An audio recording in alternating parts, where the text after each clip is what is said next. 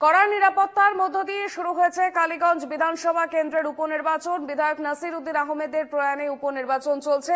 বৃষ্টি মাথায় করে ছাতা নিয়ে সকাল সকাল ভোট দিতে বিভিন্ন বুথে হাজির হয়েছেন সেখানকার মানুষ। এবং এবারে কালীগঞ্জের বিধানসভা উপনির্বাচনে তৃণমূল কংগ্রেসের প্রার্থী আলিফা আহমেদ, বিজেপির প্রার্থী আশিস ঘোষ এবং কংগ্রেস জোট এবং সেখানে বাম সমর্থিত কংগ্রেস জোট কাবিল উদ্দিন শেখ।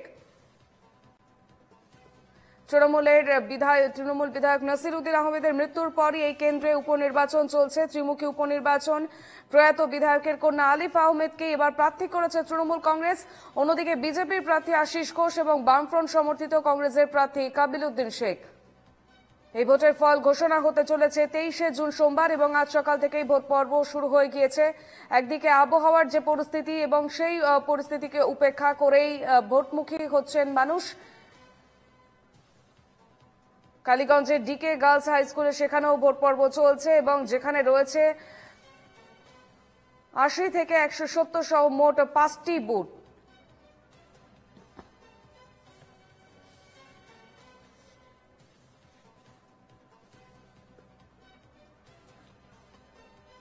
আমাদের সঙ্গে সরাসরি রয়েছেন আমাদের প্রতিনিধি গোপাল বিশ্বাস। গোপাল, সকাল থেকে ভোট গ্রহণ পর্ব শুরু হয়ে গিয়েছে, বুথগুলির এই মুহূর্তে কি পরিস্থিতি?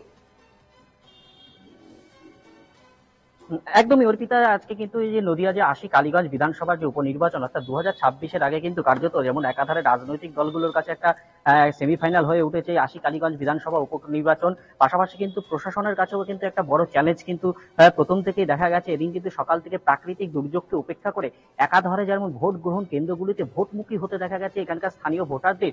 পাশাপাশি প্রশাসনের তরফ থেকে কিন্তু নেওয়া হয়েছে একাধিক পদক্ষেপ।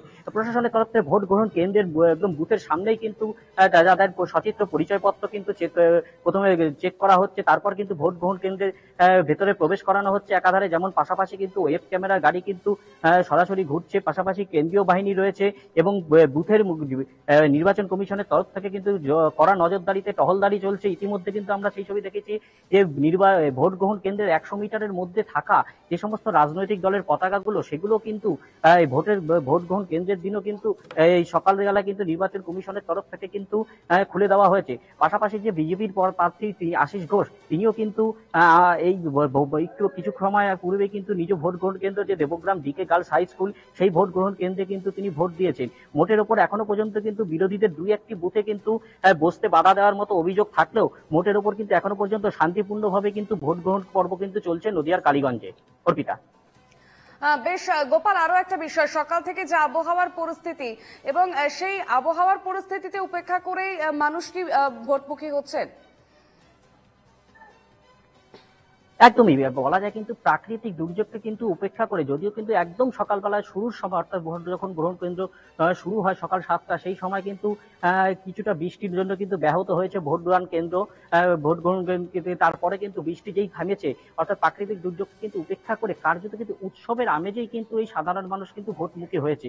বলাই বাহুল্য এই দেবগ্রাম বিধানসভা এলাকার কিন্তু সবকটি এলাকায় কিন্তু পঞ্চায়েত, অর্থাৎ সম্প্রতি কিন্তু তারা গত লোকসভা ভোট দিয়েছে, পঞ্চায়েত দিয়েছে কিছুদিন উপনির্বাচন, আর কিছুদিন পরে কিন্তু 2026-এর ভোট।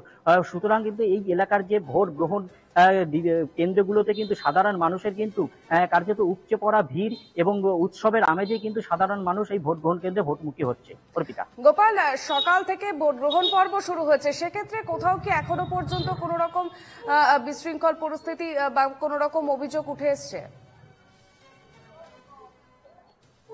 না, সেভাবে কিন্তু এখনো পর্যন্ত নির্বাচন কমিশনের তরফ থেকে বা সেভাবে কোনো রাজনৈতিক তরফ থেকে কিন্তু সেভাবে কোনো অভিযোগ ওঠেনি। তবে বিজেপির তরফ থেকে কিন্তু 2টি বুথে এবং কংগ্রেসের তরফ থেকে কিন্তু 2টি বুথে এজেন্টকে বসতে বাধা দেওয়ার মতো অভিযোগ ওঠে খুব সকালবেলাতেই, এবং পরবর্তী সময় কিন্তু সেই বুথগুলোতে নাকি বিরোধী দলের এজেন্টকে বসতে দেওয়া হয়েছে, এমনটাই সূত্র মারফত জানা যায়। অর্পিতা। বেশ, আমরা জানি গোপাল যে ত্রিস্তরীয় নিরাপত্তা রয়েছে এবং সেক্ষেত্রে সকাল থেকে যে বুথগুলিতে মানুষ যাচ্ছে এবং সেখানে কেন্দ্রীয় বাহিনীর কি ছবি, নিরাপত্তার কি ছবি দেখা যাচ্ছে?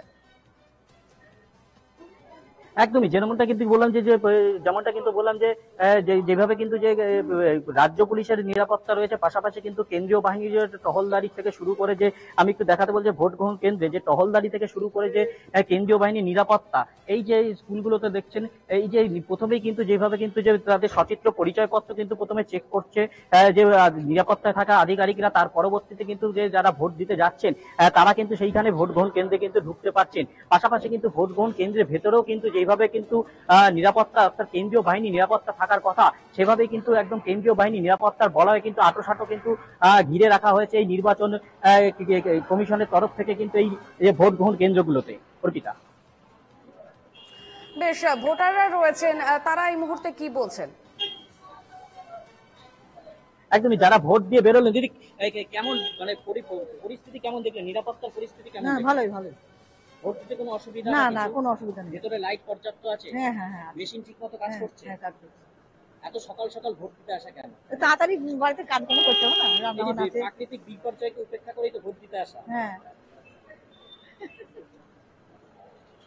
একদমই, যেমনটা কিন্তু ভোটাররাও কিন্তু কার্যত যেমনটা বলছিলাম যে প্রাকৃতিক দুর্যোগকে কিন্তু উপেক্ষা করে একদম উৎসবের আমেজেই কিন্তু এই যে উপনির্বাচনে তারা কিন্তু ভোট দিতে কিন্তু এই যে ভোট গ্রহণ কেন্দ্রগুলিতে কিন্তু ভোটমুখী হয়েছে।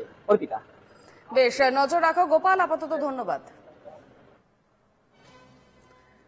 এখনো পর্যন্ত কোনো রকম বিশৃঙ্খল পরিস্থিতির খবর পাওয়া যায়নি এবং প্রতিটি বুথেই ত্রিস্তরীয় নিরাপত্তা রয়েছে।